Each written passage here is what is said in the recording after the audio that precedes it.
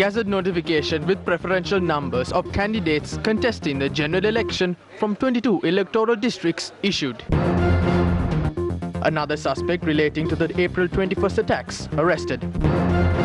590 repatriates to Sri Lanka tested positive for COVID-19. Final rites of George Floyd to be held today.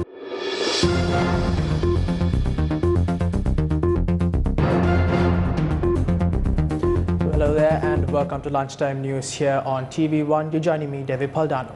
Now taking a look at one of your headline making stories, Gazette notification containing preferential numbers of candidates contesting the general election from 22 electoral districts have been issued. The government printer was vested with the task of printing the Gazette notification on the preferential vote numbers for the 2020 general election. Meanwhile, in a press conference held yesterday, the chairman of the Election Commission, Mahinda Deshapriya, said that the date of the general election will be announced before the 12th of this month. Now, a special raid was carried out at the Negombo prisons this morning. Prisons Commissioner General Tushar Upuldeniya said the raid was carried out with the assistance of intelligence officers. 61 mobile phones, 51 SIM cards, 71 batteries and 30 chargers and 16 grams of heroin were seized during the raid. Now, keeping up with more local news, another suspect was arrested in the Jinnapuram area in Pulmudai in relation to the April 21st attacks. The police special task force said the suspect, who is a resident of Jinnapuram, was arrested under suspicion of having connections to Abu Sali Abu Bakr, who was arrested in Saudi Arabia and extradited to Sri Lanka for being an accomplice of Zahran Hashim. The police special task force said the suspect has been handed over to the Palmudai police for further investigations. A group of miner employees have begun a strike action claiming that the mayor of MATALE has threatened another employee. According to our correspondent, due to the protest staged by the minor staff of the MATALE Municipal Council, garbage has been piled up around the city. The drivers of the MATALE Municipal Council have also expressed their support to the protesters. It was reported that a minor employee had complained to the MATALE police claiming that the mayor of MATALE threatened him. He threatened me. The commissioner took me in while I was working outside. Then the mayor asked me why I'm inside. He threatened me saying that I can't stay inside. This is a political coup since the commissioner quarrels with me. He should be working outside. So I informed him about that. That employee is working as a bodyguard of the commissioner.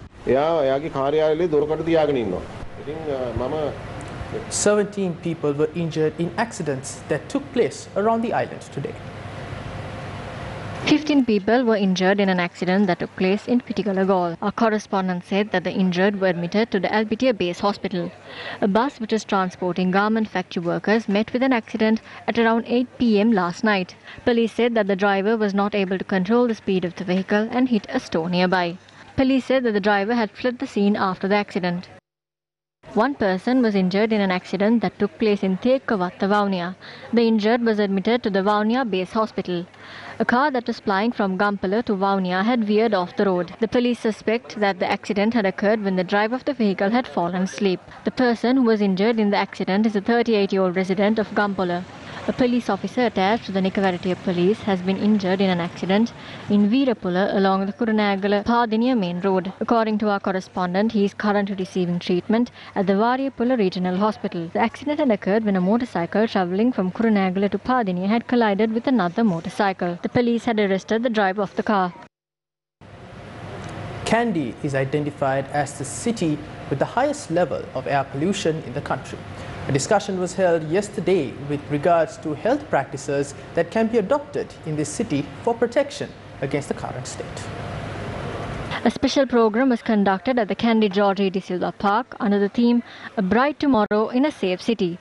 The event was held with the participation of the Kandy Medical Association, the Sri Lanka Association of Respiratory Scientists, the Sri Lanka Red Cross Society and many other volunteer organizations. Experts point out that with the country resuming daily activities again, the air pollution of the city of Kandy could increase. Leader of the Janasatha Perumana Venerable Patramula Silaratana Thero expressed the following views. Where are the bond scam thieves today? Were they arrested? no one arrested them, and they won't be because they are involved in deal politics. As long as deal politics are done, the thieves and the corrupt will not be punished. It is political parties like ours that will respect the law in the country. It is political parties like us that will bring these people before the law. Now, Chairman of the National Elections Commission, Chairman says that a decision will be taken in consultation with the Assistant Commissioner of Elections regarding the charges to the polling booths. We would like to request all media institutions to refrain from guessing the date of the election and then publishing it. We will publish all the relevant days from the 4th to the 19th of August. We will have to hold it during these days, since we have informed of this to the Supreme Court.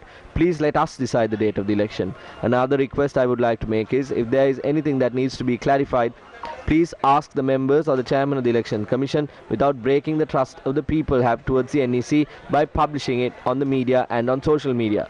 Even if this election takes 60 or 70 days, it will be twice as difficult, since we believe that it would be impossible to have more than 750 voters in one line for a day in polling stations that have about 1,800 to 2,200 voters. Should we add another hour to the existing 9 hours? Or should we let voters who are at the queue at 4 o'clock to vote? Or do we make the queues at those polling stations longer? Is there a possibility for us to do that? The NEC will take decisions regarding these matters after meeting the Deputy Commissioners or the Elections Commission.